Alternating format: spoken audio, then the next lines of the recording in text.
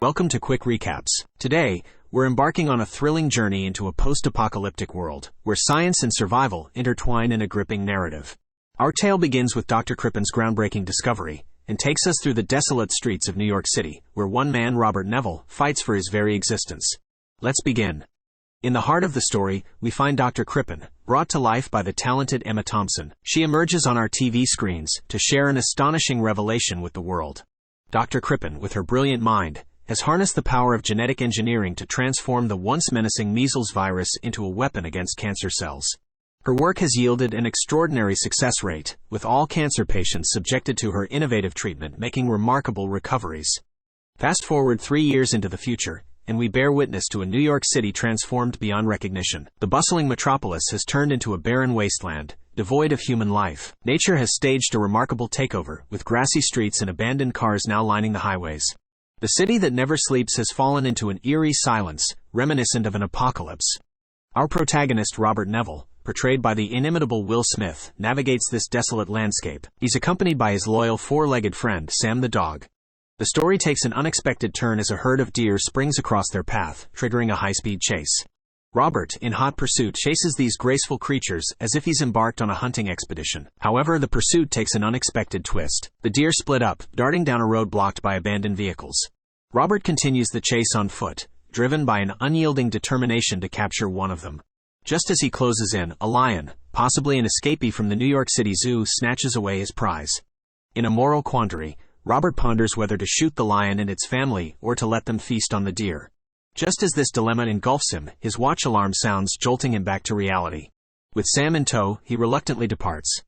Upon arriving home, a typical American detached house, Robert's shelter stands as a fortified stronghold in the midst of chaos. He and Sam partake in what appears to be a typical evening, eating processed foods and watching TV. Yet, as the evening unfolds, a routine of locking and securing doors and windows with formidable steel shutters takes over. Robert and Sam retreat to a bathtub where they spend the night, guarded by a rifle, with the sounds of distant horrifying screams.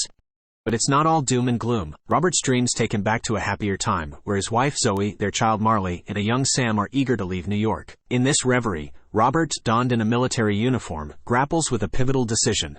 He chooses to stay behind in the city, fueled by his role as a military doctor and his mission to combat the virus. Their departure is masked as a vacation, concealing the harsh reality of their situation. Returning to his heavily fortified home, Robert engages in a peculiar daily routine. He exercises and descends to the basement, where a high-tech laboratory awaits. Here, he dedicates himself to a relentless pursuit, discovering a vaccine for the virus that has laid waste to humanity. Amidst the trial and error, one vaccine compound stands out as promising. It's a glimmer of hope within a sea of challenges, and Robert identifies it as a potential candidate for human trials. In his quest to maintain his sanity, Robert finds an unusual source of companionship in the form of mannequins he converses with at a video rental store. It's his way of holding on to a semblance of human connection in a world devoid of living souls. The room-by-room exploration of nearby condo flats reveals the emptiness of the world he once knew. He stumbles upon a room with a bed shrouded in plastic wrap and another with 2 cribs, an agonizing reminder of the loved ones he's lost. The pain is etched in his eyes. Later, we tune into the haunting radio message that Robert broadcasts across all AM frequencies. It's a lifeline, signaling his presence and his desire to connect with potential survivors at the docks every day at midday. The message speaks of hope, resilience, and an unwavering spirit. However, Robert's pursuit of another deer rekindles his determination. He sets out on a thrilling chase, eventually leading him to an abandoned building. The deer takes refuge within, and Sam's eagerness to pursue forces Robert inside despite his reservations. Within the dark and eerie rooms, he stumbles upon a grim discovery: a lifeless deer and a trembling Sam hiding beneath an old desk. But the story takes a darker turn when an infected male emerges from the shadows, unleashing chaos. Shots are fired, and Robert and Sam are forced to flee, hunted by more of the infected. As they battle through the building, Robert is pushed to his limits. The leader of the infected, a formidable figure played by Dash Mick, is unable to pursue them into the sunlight. Robert's determination is unshaken, and he sets a trap, capturing a female infected portrayed by Joanna Namata. He brings her back to his lab, hoping to find a cure. His efforts include testing a vaccine that tamed an aggressive mouse, but alas, it fails, pushing the woman to the brink of death. An adrenaline shot revives her, and Robert persists in his quest to discover a cure. But the night is not without its torment. Robert is haunted by dreams of the past, a time when his wife and child desperately tried to escape the chaos of New York. The frenzied streets, brimming with panic and terror, are etched into his memory. These dreams serve as stark reminders of the world that once was. The morning brings a bittersweet revelation. It's Robert's birthday. A visit to the video store unfolds a disturbing discovery. His carefully arranged mannequins have been moved. Overnight, the infected have orchestrated a trap similar to his own, ensnaring Robert. He awakens, battered and hanging upside down, blood dripping from his wounds. Sam waits faithfully nearby. As he struggles to free himself, an unintended injury unfolds. As Robert falls from the ropes, he impales his leg on his knife. The infected leader emerges, accompanied by a pack of infected dogs. A fierce battle ensues, with Sam defending Robert. Retrieving a pistol from his car, Robert fights back, but Sam sustains a bite wound. He returns home where a painful decision awaits.